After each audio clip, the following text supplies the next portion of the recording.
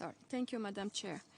For the 17th consecutive year, the Second Committee has voted by an overwhelming majority in favor of the oil slick on Lebanese Shores resolution, reaffirming the will of the international community to hold countries responsible for their internationally wrongful acts.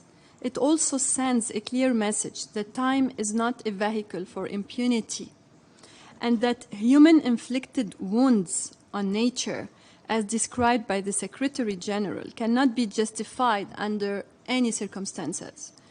The adoption of this resolution reaffirms the commitment of this committee to uphold international law, in particular the purposes and principles of the UN Charter, the rules and principles of international environmental law, as well as the commitment of this committee to help countries achieve sustainable development in its three dimensions, acknowledging once again that environmental degradation is an obstacle to achieving the SDGs.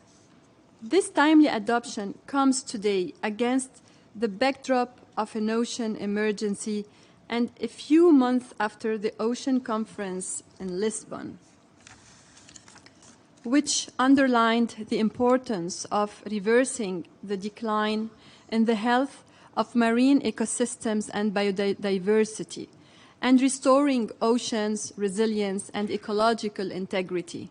Today's climate emergency is the result of decades of harmful human actions. While some are caused by economic activity, others are deliberated crimes against nature, wildlife, and the planet as a whole.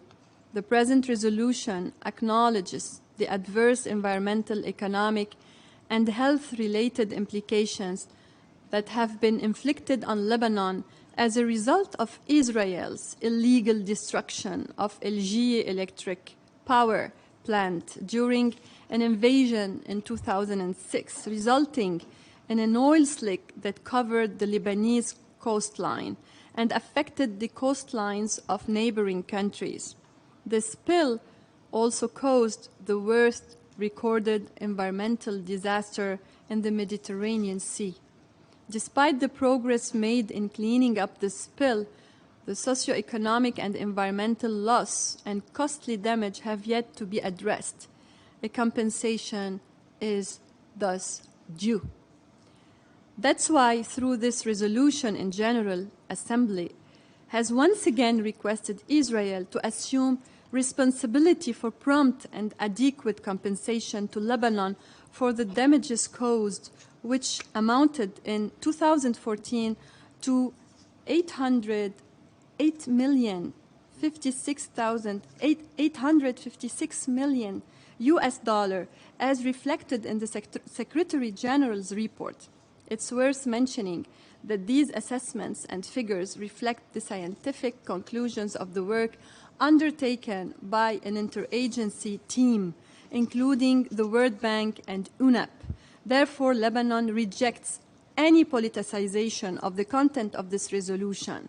Madam Chair, the resolution is more relevant this year in light of the global urgency to address the challenges of climate change, ocean acidification, and biodiversity loss, as emphasized in COP27 and COP26.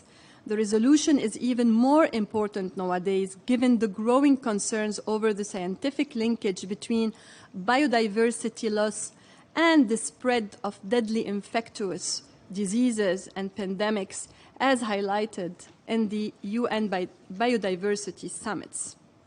Lebanon, a founding member of the UN and one of the 4 drafters of the UN Declaration on Human Rights, remain a strong defender of peaceful settlement of disputes, bringing this human-made environmental disaster to the attention of this committee is in line with the principles of UN Charter.